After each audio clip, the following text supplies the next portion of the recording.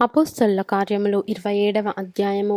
మేము ఓడ ఎక్కి ఇటలీ వెళ్ళవలెనని నిర్ణయమైనప్పుడు వారు పౌలును మరికొందరు ఖైదీలను ఔగుస్తు పటాలములో శతాధిపతి అయిన యూలి అను వానికి అప్పగించిరి. ఆసియా దరి వెంబడినున్న పట్టణములకు ప్రయాణము చేయబోవు అద్రముత్తియ పట్టణపు ఓడనెక్కి మేము బయలుదేరితిమి. మాసిదోనీయుడును తెస్సలోనిక పట్టణస్థుడునైన అరిస్తార్కు మాతో కూడా ఉండెను. మరునాడు సీదోనుకు వచ్చితిమి. అప్పుడు యూలి పౌలు మీద దయగా ఉండి అతడు తన స్నేహితుల యొద్దకు వెళ్ళి పరామరిక పొందుటకు అతనికి సెలవిచ్చెను. అక్కడ నుండి బయలుదేరిన తరువాత ఎదురుగాలి కొట్టుచున్నందున కుప్ర చాటున ఓడ నడిపించితిమి. మరియు కిలికియకును పంఫూలియకును ఎదురుగా ఉన్న సముద్రము దాటి లుకియాలో ఉన్న మూరకు చేరితిమి. అక్కడ శతాధిపతి ఇటలీ వెళ్ళనయున్న అలెగ్జాంద్రియా పట్టణపు ఓడ కనుగొని అందులో మమ్మను ఎక్కించెను. అనేక దినములు మెల్లగా నడిచి ఎంతో కష్టపడి క్నీదుకు ఎదురుగా వచ్చినప్పుడు గాలి మమ్మను పోనీయకున్నందున క్రేతు చాటున సల్మోనే దరిని ఓడ నడిపించితిమి. బహు కష్టపడి దాని దాటి మంచి రేవులు అను ఒక స్థలమునకు చేరితిమి. దాని దగ్గర లసయ్య పట్టణముండెను. చాలా కాలమైన తరువాత ఉపవాస దినము కూడా అప్పటికి గతించినందున ప్రయాణము చేయుట అపాయకరమై ఉండెను. అప్పుడు పౌలు, అయ్యలారా, ఈ ప్రయాణము వలన సరకులకును ఓడకును మాత్రమే కాక మన ప్రాణములకు కూడా హానియు బహు నష్టమును కలుగునట్లు నాకు తోచుచున్నదని చెప్పి వారిని హెచ్చరించెను.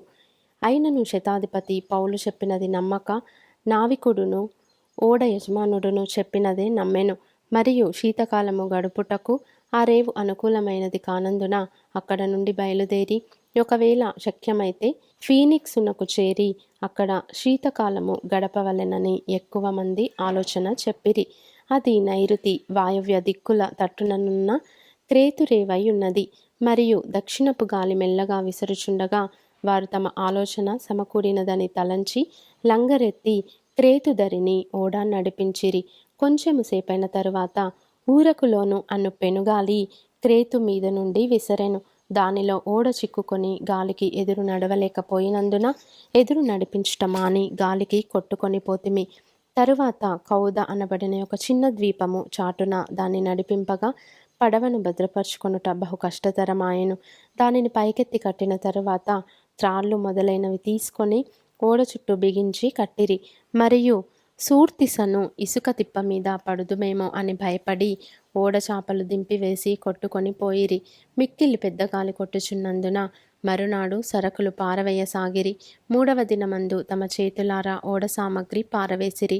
కొన్ని దినములు సూర్యుడైనను నక్షత్రములైనను కనబడక పెద్ద గాలి మా మీద కొట్టినందున ప్రాణములతో తప్పించుకొందుమను ఆశ బొత్తిగా పోయెను. వారు బహుకాలము భోజనము లేకయున్నందున పౌలు వారి మధ్యను నిలిచి, అయ్యలారా, మీరు నా మాట విని క్రేతు నుండి బయలుదేరకయే ఉండవలసినది.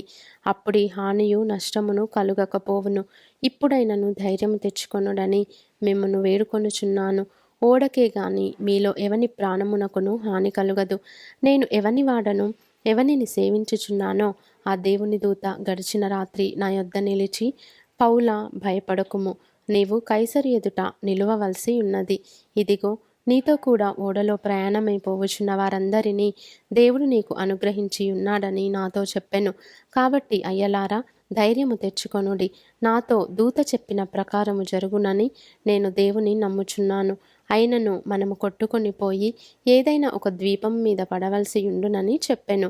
14వ రాత్రి వచ్చినప్పుడు మేము అద్రియ సముద్రములో ఇటు అటు కొట్టుకొని పోవచుండగా అర్ధరాత్రి వేళ ఓడవారు ఏదో ఒక దేశము దగ్గర పడుచున్నదని యూహించి బుడుదు వేసి చూచి 20 బారెల లోతని తెలుసుకొనిరి.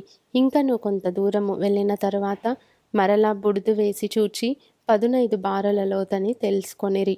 అప్పుడు రాతి తిప్పలు గల చోట్ల పడుదుమేమో అని భయపడి వారు ఓడ అమరంలో నుండి 4 లంగరులు వేసి ఎప్పుడు తెల్లవారునా అని కాచుకొని ఉండిరి. అయితే ఓడవారు ఓడ విడిచి పారిపోవలనని చూచి తాము అణివిలో నుండి లంగర్లు వేయబోవున్నట్లుగా సముద్రంలో పడవ దింపివేసిరి.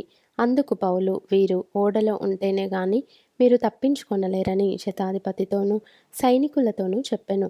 వెంటనే సైనికులు పడవ త్రాళ్ళు కోసి దాన్ని కొట్టుకొని పోనిచ్చిరి. తెల్లవారుచుండగా పౌలు 14 దినముల నుండి మీరేమీ పుచ్చుకొనక ఉపవాసముతో కనిపెట్టుకొని ఉన్నారు గనుక ఆహారము పుచ్చుకొనుడని మిమ్మను వేడుకొనుచున్నాను. ఇది మీ ప్రాణరక్షణకు సహాయమగును. మీలో ఎవని తల నుండి ఒక వెంట్రుక అయినను నశింపదని చెప్పుచు ఆహారము పుచ్చుకొనుడని అందరినీ బతిమాలెను. ఈ మాటలు చెప్పి ఒక రొట్టె పట్టుకొని అందరి ఎదుట దేవునికి కృతజ్ఞతాస్థుతులు చెల్లించి దాన్ని విరిచి తినసాగెను. అప్పుడు అందరూ ధైర్యము తెచ్చుకొని ఆహారము పుచ్చుకొనిరి. ఓడలో ఉన్న మేమందరము 276 వారు తిని తృప్తి పొందిన తర్వాత గోధుమలను సముద్రంలో పారబోసి ఓడ తేలిక చేసిరి. ఉదయమైనప్పుడు అది ఏ దేశమో వారు గుర్తుపట్టలేదు గాని దరిగల యొక్క సముద్రపు పాయను చూచి సాధ్యమైన ఎడల అందులోనికి ఓడను త్రోయవలెనని ఆలోచించిరి. గనుక లంగర్ల త్రాళ్ళు కోసి వాటిని సముద్రంలో విడిచిపెట్టి చుక్కానుల కట్లు విప్పి ముందటి తెరచాప గాలికెత్తి సరిగా దరికి నడిపించిరి. గాని 2 ప్రవాహములు కలిసిన స్థలమందు చిక్కుకొని ఓడను మెట్టపట్టించిరి. అందువలన అనివి కూరుకొని పోయి కదలక ఉండెను. అమరము ఆ దెబ్బకు బద్దలైపోసాగెను.